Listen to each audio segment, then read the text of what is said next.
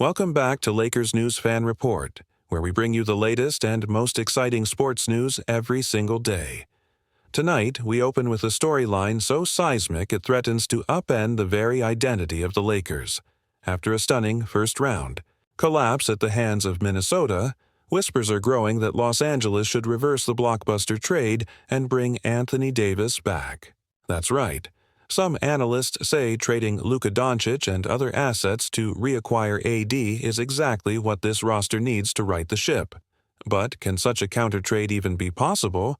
Or is it a pipe dream born of playoff frustration? Stick around, because we're diving deep into every angle. Let's set the stage. At the February deadline, the Lakers stunned the NBA world by sending Anthony Davis to Dallas for Luka Doncic, draft picks, and rotation pieces. The move made sense on paper. Pair LeBron's veteran savvy with Luka's dynamic scoring and playmaking. The regular season vindicated that logic. LA climbed to a top 3 seed in the brutal Western Conference. Luka stabilized his usage rate, boosted his assist numbers, and shot with better efficiency than anyone predicted. It seemed the perfect marriage. Then came the playoffs. The Timberwolves, led by an all-NBA-level Rudy Gobert, turned Crypto.com Arena into their personal dunk tank. Gobert exploded for 27 points, corralled 24 rebounds, swatted shots at will, and exposed the Lakers' lack of a true interior anchor. Without Davis patrolling the paint, every weak side rotation, every missed box out, every drive to the rim turned into an opponent's highlight. What had looked like a potent duo on paper unfolded as a one-man show offensively and a sieve defensively. Enter Skip Bayless, a longtime provocateur who, on his podcast this week, dropped a bombshell.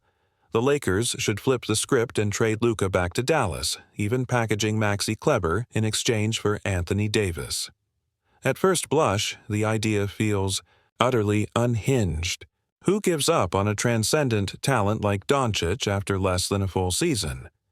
Who would admit that the trade they proudly executed in February was actually a mistake? But as the anger over the early exit simmers, Bayless's theory is gaining traction among frustrated fans and insiders alike. Could we really see Luka and Davis reunited in purple and gold? Consider the friction points. The Wolves exploited Luka's defensive gaps all series, and without a rim-protecting big man, the Lakers' backcourt schemes fell apart. Yet AD's health has been a recurring wild card. Fans still remember his mid-season absence in LA that led to several losses. In Dallas, however, Anthony Davis has thrived alongside Kyrie Irving, fitting seamlessly as the Mavericks' defensive centerpiece. Dallas GM Nico Harrison reportedly values Davis's mindset and championship pedigree above Luka's offensive flair. When LA shipped Davis for Doncic, Dallas pounced, and now the Mavericks are riding Davis into the second round. Meanwhile, Luka watches from home. On paper, the Mavericks got the better end of the deal. Davis lends balance to Dallas's roster, while the Lakers were left with an offense-first star in Luka and no safety net down low. That has some league executives whispering that Harrison pulled off a masterstroke. But for the Lakers, the question is excruciating. Do you admit you got it wrong and try to reverse course? Trading back for Davis would require giving up Luka, arguably the league's best young player, plus sweeteners like Kleber or draft picks. The financials would be complex under the new CBA, and the optics even more so.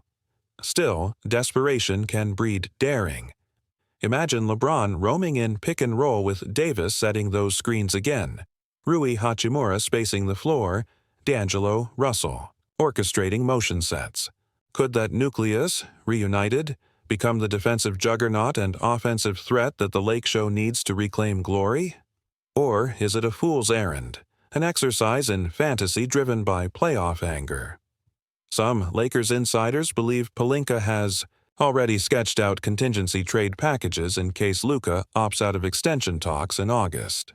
They argue that the franchise's identity crisis demands bold solutions, not incremental tweaks. As we inch toward the off-season, every rumor, every whisper from LA practices, and every tweet about potential sign-and trades will magnify.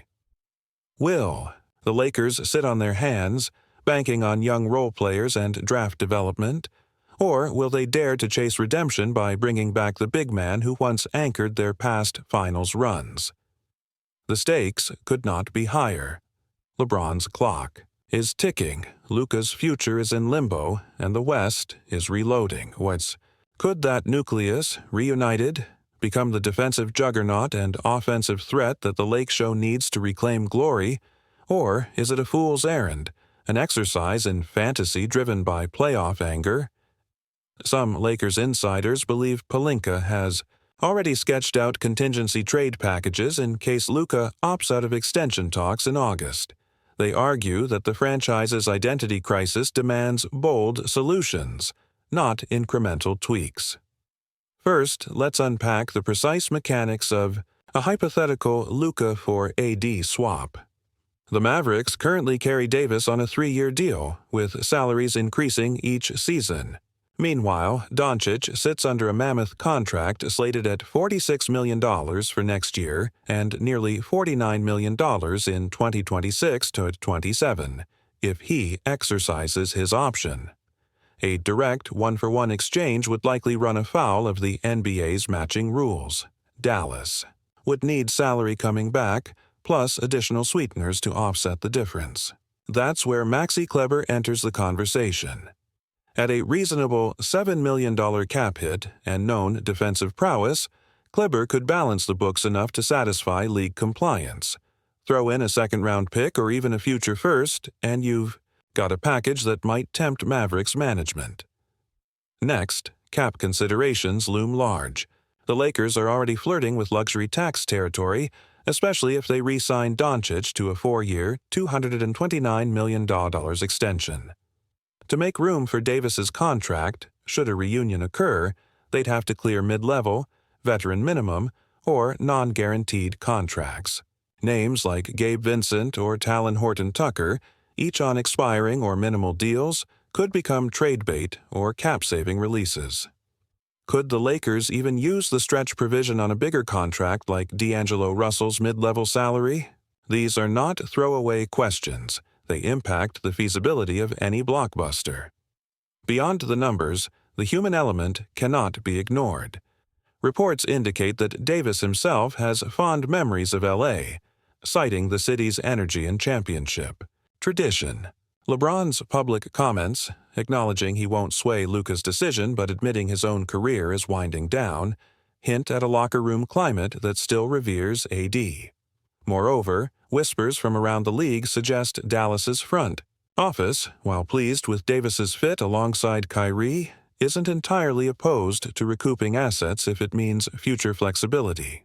If DONCIC voices a desire for a system less defensively taxing or more championship-driven, Dallas might seriously entertain overtures. Consider also the intangible narrative value. In Hollywood, redemption arcs reign supreme. A beloved hero returns home, battles adversity, and triumphs against the odds.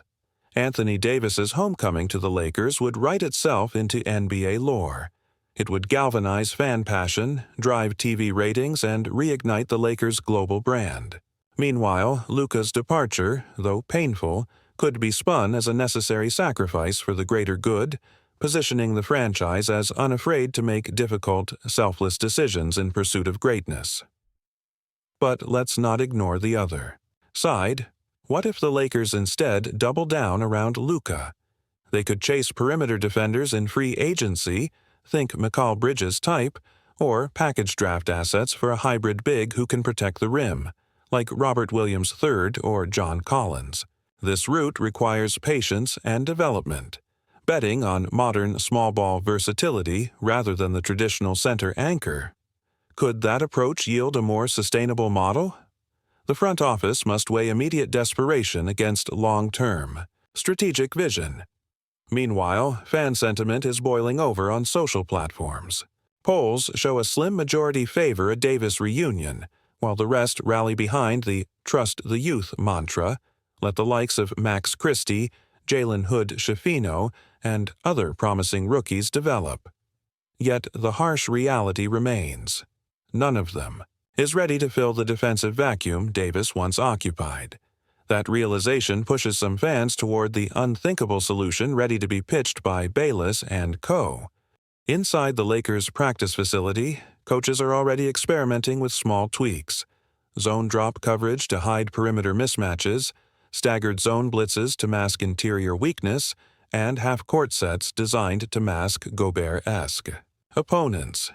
Yet each schematic workaround underscores the same truth.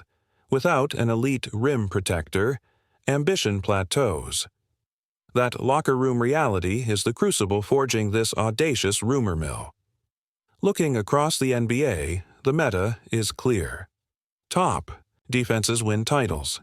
Just ask the Boston Celtics, Denver Nuggets, or Minnesota Timberwolves, each built around a two-way pyramid with a dominant interior presence. The Lakers, once pioneers of showtime and big man dominance, now risk falling behind in a league evolving toward defensive versatility and positionless schemes. Reacquiring Davis would be an abrupt but fitting nod back to their roots, signaling, "We remember who we are."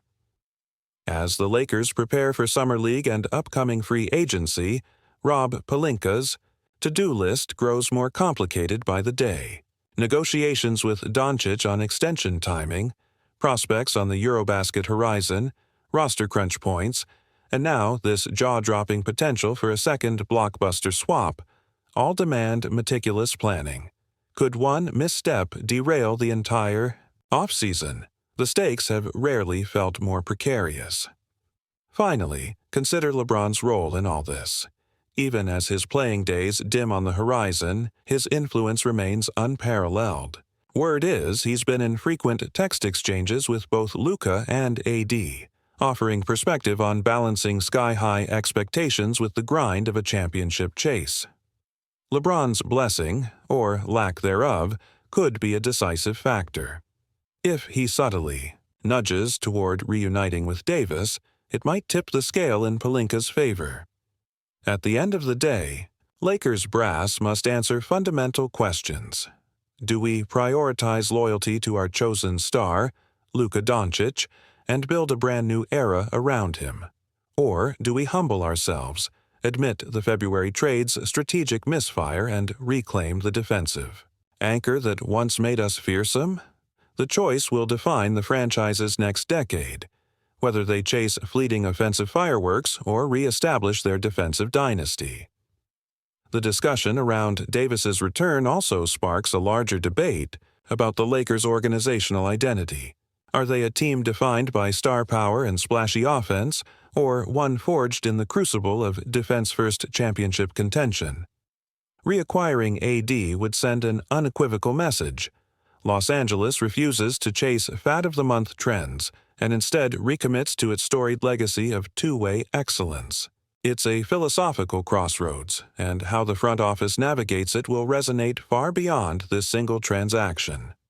Meanwhile, salary cap gymnastics are already underway behind the scenes. League sources confirm the Lakers are exploring every avenue to free up room, stretching veteran minimum deals, shrewdly utilizing trade exceptions, and even engaging in preliminary talks to move non-core contracts. Each move is a chess piece in a grand strategy. Create the financial room to bring Davis back without mortgaging the future. It's a delicate balance of ambition and restraint. One miscalculation could hamstring LA's flexibility for years to come.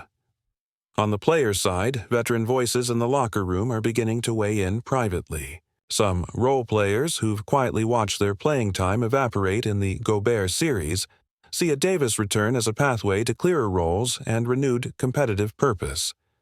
Others, particularly those who've bonded early with Luka, worry. Such a seismic pivot would disrupt team chemistry just as it's coalescing. The human dynamics here are every bit as volatile as the cap sheet. At the same time, rival front offices are circling like vultures, eager to see LA either overcommit or fracture under the pressure. The Warriors, with draft assets to burn, and The Suns, holding tantalizing trade chips, are rumored to be in active discussions about potential Lakers moves, ready to pounce on any opportunity to claim LA's cast-offs or exploit weakened will. The Western Conference's balance of power could shift dramatically based on what the Lakers do next. Ultimately, this moment demands decisiveness. The alternative, indecision, risks consigning the franchise to mid-tier obscurity, where endless what-ifs rob the team of clarity and direction. Whether you're Team Luka or Team AD, one truth remains: the Lakers must act boldly this summer. Because in a league where championships are won by the brave, hesitation can be the gravest penalty of all. But what do you think? Is trading for Anthony Davis after 3 months of separation a stroke of genius or the height of madness?